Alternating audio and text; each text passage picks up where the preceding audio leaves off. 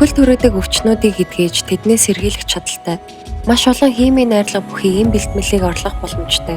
Их дэлхийн хөрсний бохирдлыг цэвэрлэж, цөлжилттэй тэмцэж, экосистемийг тогтворжуулдаг, цаашлаа 50,000 гаруй бүтээгдэхүүний түүхийд болдог, маш хурдан ургадаг ургамал байдаг бол яах вэ? Канабис. Хэцүү нэрт энэ ургамлын нэрийг сонсох төдийд бидний ихэнхэд болж бүтэхгүй зүйл төсөөлөгддөг.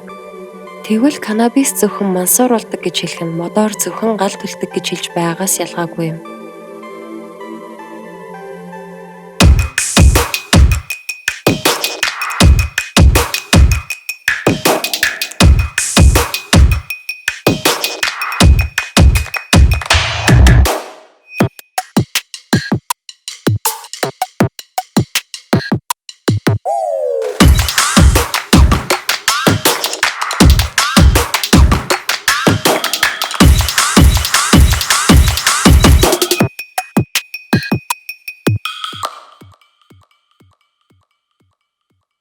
Three, two, one, go.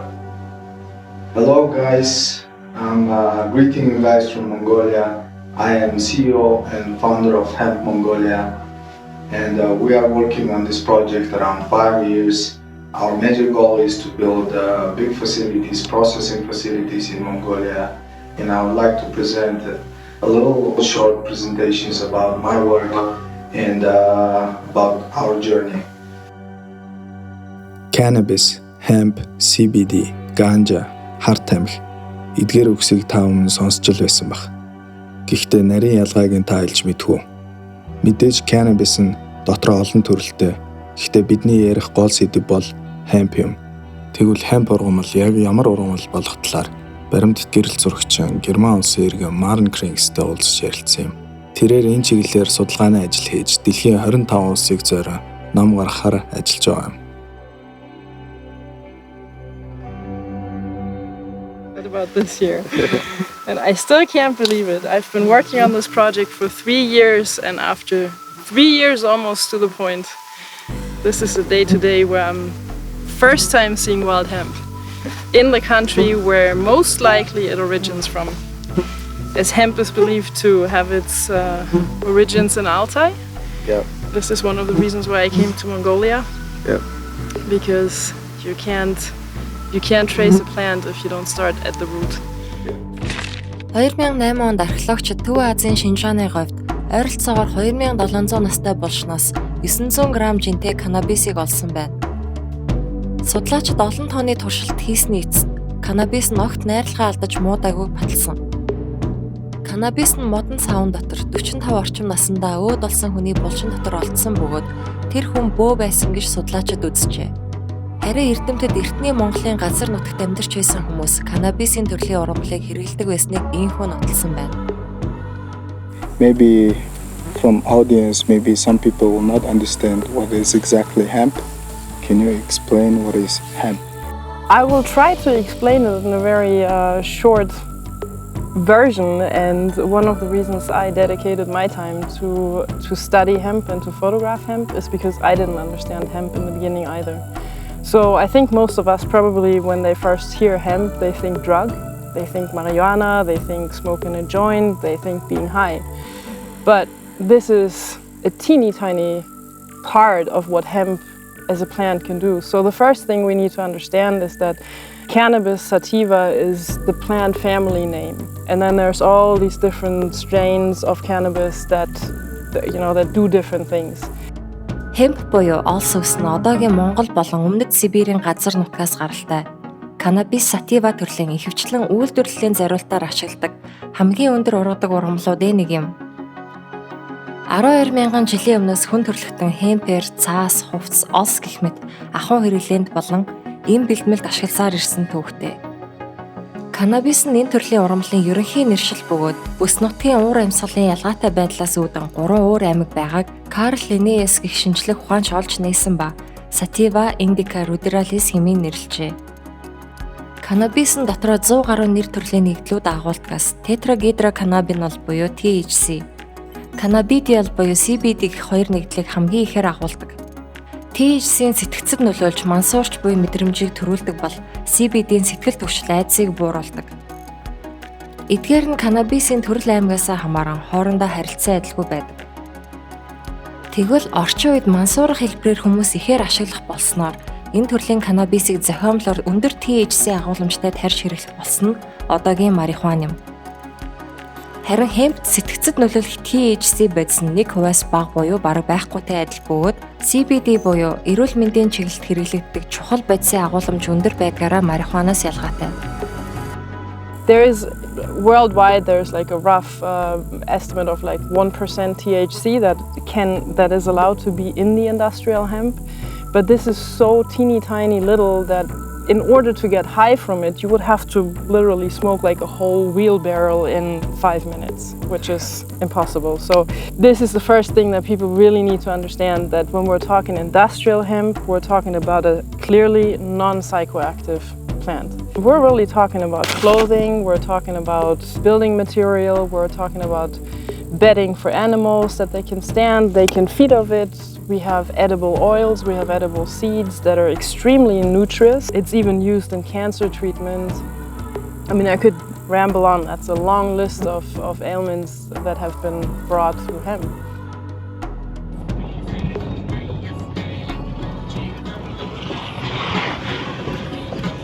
Европын хэмпийн зах зээл асар хурдтай хөгжиж байна. Хэмп тариаланчдын тоо болон бүтээгдэхүүний чанараар Европтой тэргүүлэх улсуудын нэг бол Итали. Тэгвэл Италийн хэмп холбооны үүсгэн байгуулагч, Европын хэмп холбооны тузан гишүүн хатагтай Ракеле Инвернизитэй ярилцах боломж олцсон. So you came a long way to Mongolia. So can you please introduce yourself to us? Yes, I am Rachele Invernizzi. I come from Italy. I am CEO of my own company. In South Italy, we work hemp straw and we produce raw material for industry. We manage also 600 hectares of fields of industrial hemp without THC to produce a lot stuff of material. Tell us what kind of material, what kind of product. Our one, that one that come out from our company industry, is material to produce bioconstruction. We produce litter for animal, and with the fiber, at the moment we produce 4 people that produce material automotive, bioconstruction insulent, and also bioplastic. The other side of our supply chain is the production of seeds to produce food, oil for first, and then with the cake we produce flowers. And we are Italian, we produce a lot pasta. So you actually make pasta from hemp? Pasta, biscuits, pizza. And bread, and yes, it's good for health, good compensation between omega-6 and omega-3, so it's very healthy. And so also for the soil, the production that come after can reach between 20 and 40 yield more. So what you're saying that is, if you grow hemp and after that you plant different different crops, its production increases from 25 to 40%. Yeah, absolutely, yes. It's really fascinating. Энэ ургамалд хаягдл байдаггүй. Өр нь маш тижээлэг, хүнд хэрэгцээтэй бүхий л амин дэмийг агуулдаг төдийгүй. Өрнөөс нь гаргаж авсан тосоор маш чанартай омега 3, 6, 9 тосыг гаргаж авдаг. Мөн ишээр нь хөрсөн бүрэн задардаг биопластик хийдэг. Одоогоор жилд 500 мянган тонн биопластик Audi, BMW, Mercedes-Benz зэрэг автомашинд хэрэглэгдэж байна. Хэмп маш хурдан ураадаг бөгөөд 1 акр хэмпээр 1 акр модноос 4-10 дахин их цаас хийх боломжтой. Хэмпээр эртнээс даавуу хийдэг байсан. Хүн даавны ургамлыг ургуулахын тулд маш их хэмжээний ус хэрэглэгдэх бол хэмп даавууг хийхэд тэр усны тал нь хангалттай. Энэ мэтчилэн 50,000 гаруй нэр төрлийн бүтээгдэхүүн хэмпээр хийх боломжтой. Өнөөдрийн байдлаар 47 улс хэмпийг тариалж байгаагаас Хятад, Канада, Америкийн нэгдсэн улс, Франц, Чили гэх улсууд хэмп тариалангаар дэлхийд тэргүүлж байна. Хэмп нь үржил шимгүү хөрсөн ч ургах чадвартай бөгөөд хөрсийг нөхөн сэргээж хүнд элементүүдийг нь өөртөө шингээж гадагшлуулдаг. Чернобыль цахилгаан станцын ослын дараа ойр талбайд хэмп тарж туршилт хийхэд хэмп хар туглаг никель кадмий зэрэг хорт бодисыг өөртөө шингээж гадагшлуулсан батлагдсан. Дэлхийн эрдэмтэд хэмпийн аж тусыг олон судалгаагаар баталсаар л байна. Тэгвэл манай улсад тодорхой хэмжээний судалгааны ажил хийгдэж байсан талаар Монгол улсын гавьяатай агрономч доктор профессор Давд Оржгой өгүүлсэн юм. Яг та нарын сонирхож байгаа асуудлын хувьд бол яг хөвгтэр нь 1945 онд замтай нэгдэлд манай одоогийн хүрээлэн маань дахид уулна хөдөө аж ахуйн туршлага станц нэртэй байсан. Тэр үеэс эхэлж энэ олс майлингийн ургамлыг бас тарж туршиж үзэж байсан юм байлээ. Тэгээ ургах нь бол ургасан. Тэгээд тухайн үед юунд ашиглах яанд хэрэглэхийг бол мэдэхгүй байсан учраас тэгээд ямар ч ургадаг гэж үзээд тэгээд орхисон юм байна. Тэгээд 1985 онд шигсэн гэж байна. Улсын төлөвлөгөөний комиссаас хөдөө аж ахуйн яам даалгавар өгөөд Монгол улсад олс тариалах асуудлыг судлаж ойрын үед шийдвэрлэж өгөө.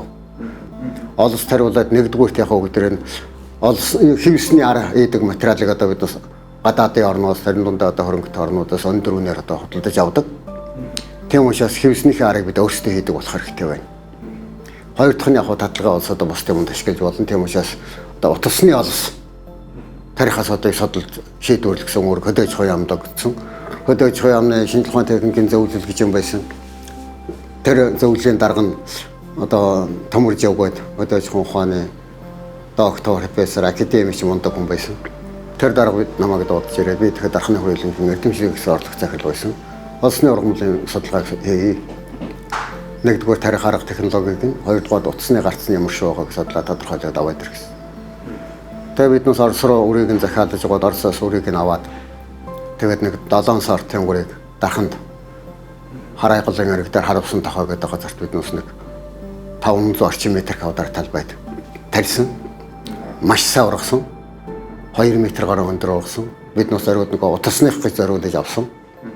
Энэ одоо миний одоо багцаалж байгаагаар 1910-аад оны үеэс эхлээд олсонд байдаг тэр нэг сэтгцэд нөлөөлдөг бодисыг нь хүмүүсүүд их ашиглах болсон юм байна. Ер нь бол мэдж байсан үг мэдж байсан. Одоо сүүлийн үед яаж яах вэ гэвэл нэгдүгürt бүх олсны ургамал бүгдээр одоо сэтгцэд нөлөөлдөг тэр одоо агуулдаг бай. Тэг утасных дуулан байхгүй нэгдүгürt. Хоёрдугаарт одоо тэгээд юу таач гисэн ердийн эмийн гаралтай зүйл хийдэгтэн ч гэсэн бага хэмжээтэй байдаг юм огт байхгүй сортууд байна гэх. Тэрийг тогтооцсон. Тийм учраас тэрийг бол одоо тариалахыг бол одоо дэлхийн нийтрээ 20 гэж байсныгаа болон сэргээтсэн байгаа. А зөвхөн тэр сэтгцийн нөлөөлдөг бодис агуулаагүй тийм олсны ургамлыг тариалахыг бол зөвшөөрсөн. Тухайн үед хэмпийн соёл хэрэглээ өргөн дэлгэрсэн улс орнуудын нэг бол Япон улс байжээ. Тэд энэ салбар дэлхийн хэмжээний томоохон тоглогч байсан ба дэлхийн 2 дугаар дайнд ялагдах хүртлээр хэмп тариалан болон хэрэглээний соёлтой байсан.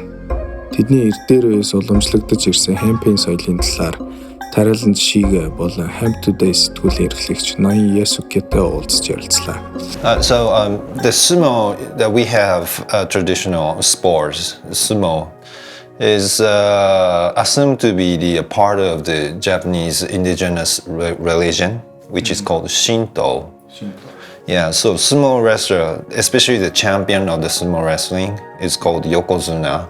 Yokozuna is assumed as the god of the warrior. So his champion belt is the tightrope made with this, the highest quality hemp fiber of that year. Becomes the champion belt, because we believe that the hemp has a power to cleanse yourself. So Cleanse the energy? Yes. Yeah, so then he produced 2 of the champion belt for Hakuho. Hakuho? Yes. That is really interesting. And do you make any kimono out of it? Yes, we used to. We still do that, but it's very, very expensive. So like usually people don't have one. Don't have one? Yes, and these fiber part is mainly used for ceremony. Ceremony? Yes, for like the rituals for shrines of the Shintoism, and almost that tradition is about to extinct. So that's why we came here to pass this technique and knowledge to Mongolian people in order to conserve this. conserve this technique. Yeah. So how many people mastered this technique? 何人ぐらいいると思います？特級製も作れる人今。今特級製も作れるのは20人いないです。Probably less than 20. Less than 20? Yes. Less than 20 people doing this fiber now? Yes. Well, who can produce the finest one? Finest ones. And the number of the farmers all over Japan is now 33. 33? 33. Okay. Yeah. The reason why this tradition extincts, can you explain why it extincts and it's really rare? Because right after the war ends, Yeah. that was back in 1945 or 6. There are about 15,000 people working for hemp industry. So we were one of the biggest producer of the hemp fiber in the world. Wow, really? Yes, Okay. we used to be. Used to be. Yeah. Then now it's... Then, because since we lost the war, so the Americans came and they took over all the political system and they reconstruct the society. And they assumed the hemp is, evil weed back then. And also, the hemp is interwoven into our culture and the religion practice. So they decided to take over the hemp culture out of our culture. So in order to, weaken it. Yeah. Хэмп болон улс ургамлын талаар зөв ойлголттой болохын тулд улс орнууд яагаад хууль бус гэж үзэж хориглох болсон түүхийг сонирхох хэрэгтэй. Энэ бүхний ард тухайн үед хамгийн том эдийн засагтай Америк улс байсан тодорхой болсон. Тэд өөрсдийн эрх ашиг хамгаалахын тулд зохион байгуулалтаар кампанит ажиллагаа явуулж нэг ёсны тархи угаалт явуулсан юм. So looking at the early 1930s in America, hemp was basically banned through a hate campaign that was set off by Anslinger. And the real reasons behind that campaign was that cotton was becoming big.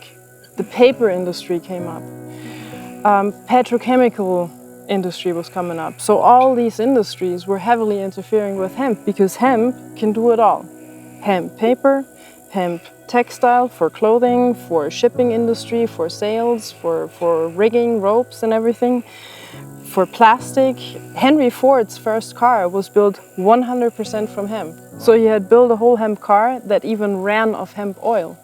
But of course the industry didn't like that because the petro industry couldn't make any money with it and neither of the other ones either. So they kind of wanted hemp to go out of business. And one thing we do have to understand is that hemp was the very first plant that was domesticized by us human beings. So as I understand, it was suppressed because it was competing with all these other industries. Absolutely. But these industries are main reasons why its nature is got polluted. Exactly. Энэ бүхэн 20-р зуунд болсон бөгөөд хуульдаанд хамгийн их нөлөө үзүүлсэн хэдэн хүн байдаг. Harry Jacob Anslinger тухайн үед Америкийн нэгдсэн улсын согтууруулах хундааны хоргийг хэрэгжүүлж байсан албаны дарга байсан. Согтууруулах хундааны хоргоос олж гэмт хэрэг хууль бус үйлдвэрлэл ихсэж, сүүлдээ мафийн сүлжээнүүд үүсгэд хүргэсэн тул энэ хуулийг 1933 онд цуцлсан байдаг. Үүний дараа Harry Anslinger-ийн ажилгүй болсон алба канабисыг байгаа болгосон. Учир нь Америкт арьсангны үзэл маш их байсан ба Мексик ажилчид хар эрс хүмүүс Латин Америкчуудыг канабистай холбож тэднийг шоронд хийж хяналтандаа байлгах улс төрийн зорилготой байсан. Anslinger олон нийтэд канабис нь хүнийг галзууруулж гэмт хэрэг аллах үйлдүүлдэг чөтгөрийн хэрэглээ гэж зарласан. Тэрээр 30 эрдэмтэд үүнийг батлах нотлохоо олохыг тушаасан боловч 29 судалгааны үр дүнд канабис нь аюулгүй гэж хариулсан байдаг. Тухайн үед томдоо орж исэн Mellon банкны эзэн Andrew Mellon DuPont гэх газрын тосоор үйл ажиллагаа явуулдаг компани хөрөнгө оруулагч байсан. DuPont целлофан, нилон, цаас зэрэг олон материал гаргасан бөгөөд хэмпэн, цаас, пластик зэрэг бүгдийг нь орлох боломжтой болсон. Мөн сонины магнат William Randolph Hearst модыг цаас олох ажилд маш их хөрөнгө оруулсан байсан. Түүний сонин 20 сая гаруй уншигчтай байсан бөгөөд тэр канабисийн эсрэг элдв ухуулга пропагандад цэцсэн. Шар сонин гэх нэр томьёоч түүнээс үүсэлтэй. Henry Ford шинэ автомашин зохион бүтээсэн ба уг машин хэмп, майланг, тариа зэрэг ургамлын пластикаар хийгдэж хэмпээс гаргаж авсан түлшээр ажиллах боломжтой байсан байна. Мөн Rudolf дизель хөдөлгөөрийг зохион бүтээсэн. Түүний онолоор дизель хөдөлгөөр ургамлын тосоор ажиллах байсан ба анх олон нийтэд самрын тосоор ажиллуулж танилцуулж байжээ. Энэ нь Америкийн газрын тосны монопол стандарт ойлын байр суурийг занал хийлж, эзэн Джон Д. Рокфеллер Жуниор ямар нэгэн зүйл хийх ёстой болсон. Харин эмийн үйлдвэрүүд каннабисийн төрлийн ургамлуудыг ямар ч ашиггүй донтуулах аюултай жагсаалтанд оруулсан. Учир нь эмийн үйлдвэрүүд ургамал болон түүнд агуулгадах бодисыг патентлах боломжгүй учраас тэдэнд ямар ч ашиггүй байсан байна. Ингээд зарим нэг эрх мэдэлтэй хүмүүсийн ашиг сонирхлоос олж хэмп, марихуан нэрийн доор хориотой болсон. Hemp is new to us. It's completely new thing to us because maybe we have attached the stigma to this plant that it's really bad. It's psychoactive. It makes you stupid, or it makes you like, you know, it's a hard drug. It will destroy your life. But it happens to be it's not the case. Well, I think Mongolia is no different than any of these other countries that tend to face this big issue of trying to differentiate between real drugs. And one of the things that I keep seeing with this documentary is, as I talk to a lot of government officials, but also to hemp farmers, activists, lobbyists, there's always the same progress in this whole legalization issue. So hemp comes up, it's something illegal, then there's this handful of activists who will do it anyway because they're just absolutely convinced that this is the only thing that can save our planet, which they're totally right about. And then eventually they, you know, gather a big enough of a circle of followers that it becomes like a, you know, regional issue, then it goes on a district issue, and it goes on a national issue or a level of it, and then eventually the governments will have to deal with the question, oh, maybe we need to reconsider taking hemp out of this group of drugs that's called cocaine, crystal meth, deadly and highly addictable drugs, because it does not belong there. The hemp community is growing continuously. It's not huge, but it's big, and it's definitely a very tight family of very capable people like professors, medical doctors, researchers, entrepreneurs. There's so many people involved in it right now, and what I see, and this is something that makes me very happy, that everybody reaches out worldwide to really embrace the fact that we have to help each other in these efforts of explaining governments, officials, institutions, whomever, schools, children, families, what hemp is. And that hemp is not a deadly drug, that it is a benefit to our health, but we also have to educate the whole length. How you see the future of hemp industry and what is the importance of it? I hope so that day by day, year by year, we normalize the production because it's a plant, it's a normal plant. So I don't understand why everybody look at for stopping, because I think it's the right moment where the hemp can help the humanity to go through the pollution and the plastic era. 今この日本がその1973年に法律が変わって、で日本全国で17件、継続して続けますっていうことでスタートしたんですけど、例えば長野県っていうところは漁網を作るところだったんだけど、結局漁網がビニールが入ってきてしまって、プラスチックが入ってきて需要がなくなって、もう3年でなくなってしまう。でそういう状態がどんどん続いて、今もう風前の灯火なんですね。でその中で今まで神社ではみんなこの麻を使って罪汚れを払うという行為をしてたのにもかかわらず、物がなくて非常に高いものになってしまったばっかりに、中国で作った麻を野州麻という名前をネーミングラッピングして日本に輸入して、かなり安価なものを高額に売りつける神社長に。でそれをすることによって神社の方たちは粗悪品を高く売りつけられるので、こんな要はちぎれてしまうので、そういったものをいらない。こういうものをもういらないねっていうふうにだんだんみんな考え方がシフトしてしまって、今はこの麻ではなくビニールを使っていると。日本の神道ではそういう概念はないけど、かなりバチ当たりなんだと。なのでこれを今継承してくれるのはモンゴルしかないっていうふうに自分が思っているので、この技術を体得していただいて、それを作っていただいて日本の神社にもう一度本当のちゃんとした精麻を全国の神社に供給するっていう形を俺は作りたいなっていうふうに思ってますね。Тэгвэл ер нь одоо юу л да? Урамсгалын өөрчлөлтийн нөлөө бол янз бүрийн улсууд янз бүрийн хэлбэрээр одоо тусч байгаа байхгүй юу? Тэгээ манай Монгол улсын хувьд бол нөгөө Төв Азийн өндөрлөг хэсэг Далай тэнгисийн урамсгалаас хол оршдог учраас хуурайшил дулаарлал хоёроор илэрч байна. Тэгэхээр зарим газартаа хөгдөр салхи шуурга болж байна. Зарим газартаа Африкийн оронд цас арж байна. Зарим газарт үер хөөж байна. Адар борооны үер. Урамсгалын өөрчлөлт. Зарим газарт нөгөө хойд мөсөн далайн мөс маань хайлж байх шишээний янз бүрийн манай Монголын хувьд бол хуурайшил дулаарлал. Тэгээ ийм нөхцөлд биднээс яг хөгдөр энэ одоо ууршилтыг яаж багасгах вэ гэдэг асуудал гараад ирж байгаа. Тэгээ биднээс одоо Нобелийн урамсгалын өөрчлөлтийн конвенц гэж байдаг. Тэрэнд 3 жил тутамд дэлхийн бүх улс орнууд өөрсдөө тайлан явуулдаг. Сүүлийн 3 удаагийн тайланд би одоо бичлэхэд хөдөөж байгаа хэсгийг нь би бичсэн. Тэгэхэд юу гэж гарч байна уу гэвэл 2040 за цаашдаа 2080 он хөдөр Монголд мөнгө цус мөсөн оргилууд үндсэндээ хайлж дуусах шинж. Тэгэх юм бол урсгал гол байхгүй. Манай голооч бүгд мөнгө цэсмэс оргилоос одоо ихээс суулгаж газрын гүний усаар оргилоо хосч ирээд сэлэн мөрөн орхон онон орсож байгаа юм байхгүй. Тэгэхээр одоогийн миний одоо бодлого бол юу вэ гэхээрсээ яаж жоохон ч гэсэн орж байгаа бороо цасныхаа усны дээш ууршиж алдахыг нь багасгахгүй. Баяга гол мөрнийхөө усыг яаж ууршилтыг багасгахгүй. Тэрийг л бодох хэрэгтэй. Тэхийн тулд юу хэрэгтэй вэ гэхээр төмс үнсийн ногооныг бол пилонкондор тарь. Тэгээд төмс ургаад ирэнгүүт тэр чинь цоолоод өгнө. Иш навчил гарч ирнэ. Бүх булаастай. Луун манжи ялгаа байхгүй, сангийн сэрмэс ялгаа байхгүй бүгд пилонкондор.